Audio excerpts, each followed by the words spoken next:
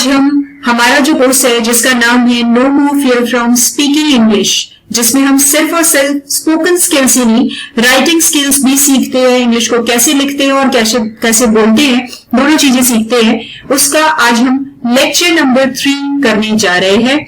और जैसा कि मैंने आपको ऑलरेडी प्रॉमिस किया था कि मैं आपको वीक में 2 वीडियो कंसिस्टेंसी के साथ प्रोवाइड करूंगी, तो अपनी इसी बात पर रहते हुए, अपनी कमिटमेंट पर रहते हुए मैंने आज का वीडियो आपके साथ शेयर किया है।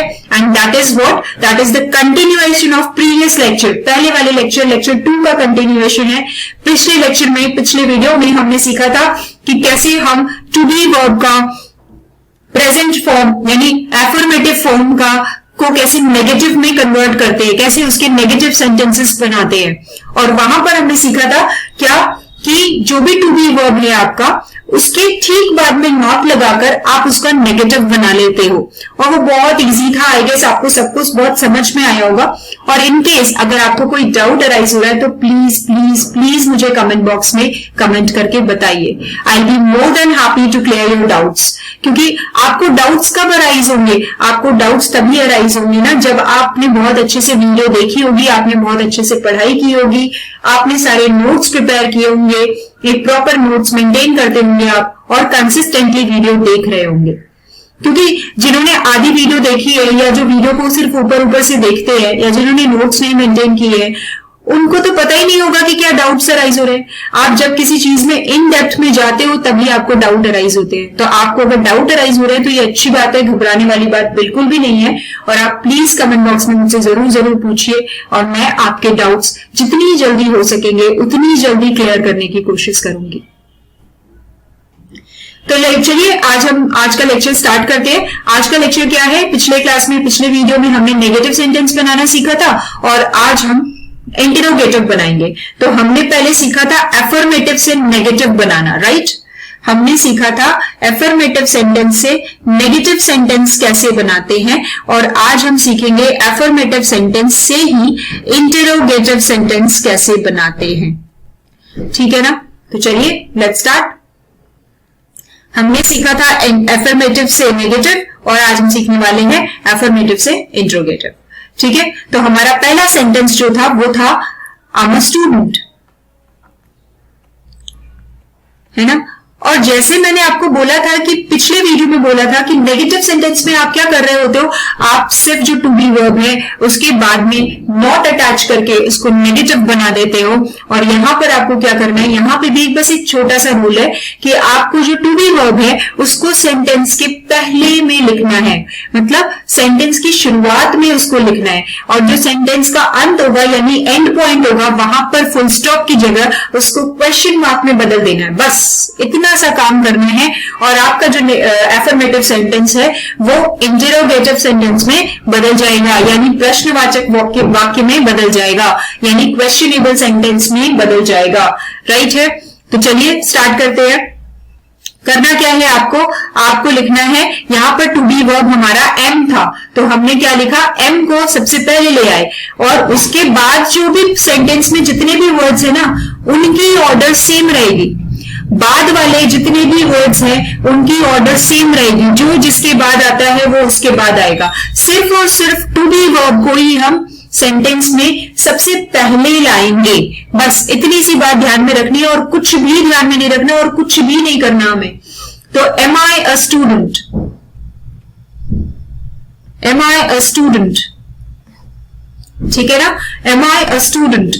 और हमने क्या किया, हमने सेंटेंस के एंड में जो फुल स्टॉप लगा था उसको हमने क्या कर दिया है, उसको हमने यहां पर क्वेश्चन मार्क में चेंज कर दिया है। दैट्स इट, और तो कुछ करना नहीं है। तो चलिए ये था हमारा फर्स्ट पर्सन सिंगुलर नंबर। और अब हम बात करेंगे फर्स्ट पर्सन प्लूरल नंबर की, है ना? प्लूरल नंबर यानी एक से ज्यादा। वी आर स्टूडेंट्स, ठीक है ना? We are students, we are students. तो वी आर स्टूडेंट्स को हम कैसे कन्वर्ट करेंगे? सिंपल है, आपको यहाँ पे टू बी वर्ब निकालना है। तो बताइए कौन सा टू बी वर्ब है? तो यहां पर आपका टू बी वर्ब है आर। तो आप आर को सेंटेंस में सबसे पहले लिखेंगे और उसके बाद जो जहां पर है उसको वहीं पर रहने देंगे, यानी are we students, are we students, ठीक है ना। Am I a student, are we students.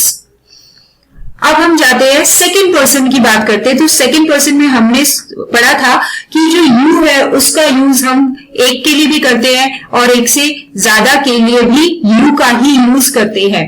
तो यहां पर हम क्या करेंगे, उसके दो सेंटेंसेस लिखेंगे, यानी एक जिसमें कि हम एक की तरह यूज कर रहे हैं यू को, कोई एक इंसान के लिए यू यूज कर रहे हैं, तो हम लिखेंगे यू आर अ स्टूडेंट। और दूसरा वाला एक से ज्यादा, यानी you are students, you are students. ठीक है ना। मैंने यहां पे ना थोड़ा सा मेरा पेन जो है उसकी वजह से थोड़ी सी प्रॉब्लम हो गई। I should write it more clear. ठीक है ना। तो मैंने लिखा यू आर स्टूडेंट्स। तो अब आप इसको चेंज करेंगे तो सिंपली क्या करना है, बस वही टू बी वर्ब को पहले लगाने हैं। तो यहां पे टू बी वर्ब क्या है आपका, तो आर है। तो आप लिखेंगे are you a student, are you a student. ठीक है। और सिमिलरली आप यहां पर क्या लिखेंगे, यहां पर आप लिखेंगे are you students, are you students. ठीक है ना, आर यू स्टूडेंट्स। तो ये आपके क्या हो गए, ये आपके दोनों सेंटेंसेस जो एक से ज्यादा वाले के लिए थे और जो एक इंसान के लिए यूज हुआ था यू, उन दोनों सेंटेंसेस को आपने क्या किया है, इंटरोगेटिव में कन्वर्ट कर लिया है। एंड सेम वे अगर आप थर्ड पर्सन की बात करें, अगर हम थर्ड पर्सन की बात करें, ही इज अ स्टूडेंट, जिसको आप क्या बोलते हो, अगर आप पूरा सेंटेंस एक साथ बोलते हो तो क्या बोलते हो, आप बोलते हो he is a student, he is a student. और वो जो हिज अ स्टूडेंट आपने बोला है उसको आप किस तरह से इंटरोगेटिव में कन्वर्ट करोगे, तो सिंपल वे है, अभी भी यहां पर आपको क्या करना है, टू बी वर्ब को निकाल लेना है। तो टू बी वर्ब आपका यहां पर क्या है, इज है। तो is he a student, is he a student, और बस दैट्स इट, ये बन गया आपका। आपको बस क्या करना है, सेंटेंस के एंड में जो फुल स्टॉप है उसको आपको क्वेश्चन मार्क में चेंज कर देना है और बन गया आपका क्वेश्चनेबल सेंटेंस, बन गया आपका प्रश्नवाचक वाक्य। चलिए उसके बाद हमने क्या किया, she is a student, she is a student, है ना, शी इज अ स्टूडेंट। अब आप इसको भी चेंज करेंगे, सिमिलर है, एकदम सेम है, ही की जगह बस शी हो गया है। इज शी अ स्टूडेंट, ठीक है ना। उसके बाद अगर मैं लिखूं दे आर स्टूडेंट्स,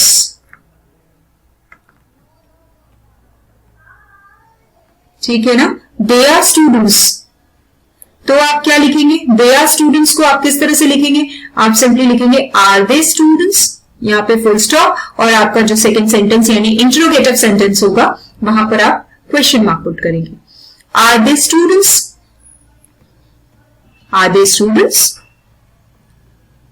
ठीक है ना, बस हो गया। अच्छा, ये तो हमने क्या कर लिया, ये हमारा क्या था, थर्ड पर्सन प्लूरल नंबर था, ही she third person singular number और they third person plural number. Similarly आप इट, दिस, दैट, इन सारी चीजों को कर सकते हो। लेकिन एक इंपॉर्टेंट चीज जो मुझे आज बतानी है वो ये कि आप फ्यूचर फॉर्म में अगर आपका सेंटेंस हुआ, अगर आपका सेंटेंस फ्यूचर फॉर्म में है, ठीक है ना, अगर आपका सेंटेंस फ्यूचर फॉर्म में है तो आप उसको कैसे कन्वर्ट करोगे, ठीक है ना। ये क्वेश्चन बहुत इंपॉर्टेंट है कि फ्यूचर फॉर्म में, क्योंकि हमने क्या किया था, हमने विल बी और शैल बी लगाया था, ठीक है ना। जैसे अगर मैं बोलूं कि आई बी अ स्टूडेंट, है ना, आई विल बी अ स्टूडेंट, जिसको हम पढ़ते हैं आई बी अ स्टूडेंट, ठीक है। तो अब आप इसको कैसे नेगेटिव में कन्वर्ट करोगे, क्योंकि यहां पर जो आपका टू बी वर्ब है वो एक सिंगल वर्ड नहीं है, वो दो वर्ड्स का मिला के एक फ्रेज टाइप का है। तो आप कैसे कन्वर्ट करोगे उसको, तो सिंपल है, आप क्या करोगे, जो विल है ना, जो विल है उसको आपने पहले लिख लेना है, जो विल आया है उसको आप पहले लिख लोगे और विल के बाद में आप अपना आई लगाओगे। अच्छा, एक चीज और इंपॉर्टेंट है जो मैं आपको बताती हूँ, हर सेंटेंस में हम क्या करते हैं, जो सेंटेंस का पहला वर्ड होता है उसका जो पहला लेटर, पहला अक्षर होता है उसको हम कैपिटल में लिखते हैं, लेकिन जो आपका आय होता है ना, वो आय आप कहीं लगा लो, जहां मर्जी वहां लगा लो, सेंटेंस के पहले लगा लो, सेंटेंस के बाद में लगा लो, ठीक है, बीच में लगा लो, कहीं पर कहीं भी लगा लो, आय हमेशा कैपिटल में ही लिखना है, ये याद रखना। आय हमेशा कैपिटल में ही रहेगा, ये हमेशा याद रखना। आय कभी भी स्मॉल में नहीं लिखते, ठीक है ना।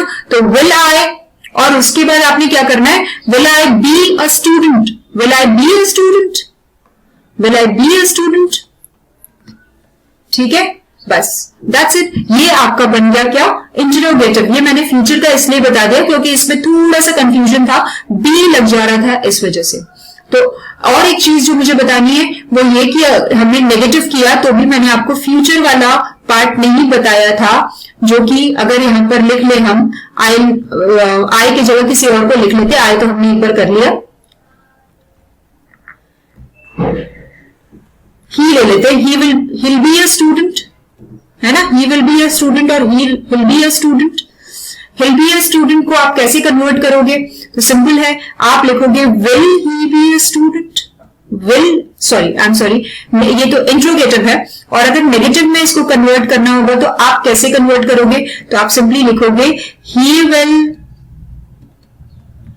not be a student, he will not be a student. यानी जो बी है ना, हम देख रहे हैं दोनों चीजों में, एक तो क्या इंटरोगेटिव करते वक्त और दूसरा हम क्या नेगेटिव करते वक्त, दोनों ही जगह पे आपने क्या देखा है कि जो बी है, जो विल के साथ में और शैल के साथ में अटैच्ड है, उसको हम अलग कर लेते हैं, सिर्फ विल और शैल को ही हम नॉट की तरह नेगेटिव और इंटरोगेटिव में ध्यान में रखते हैं, रूल वाइज फॉलो करते हैं, और जो बी है वो बाद में आ जाता है सेंटेंस में, ठीक है ना।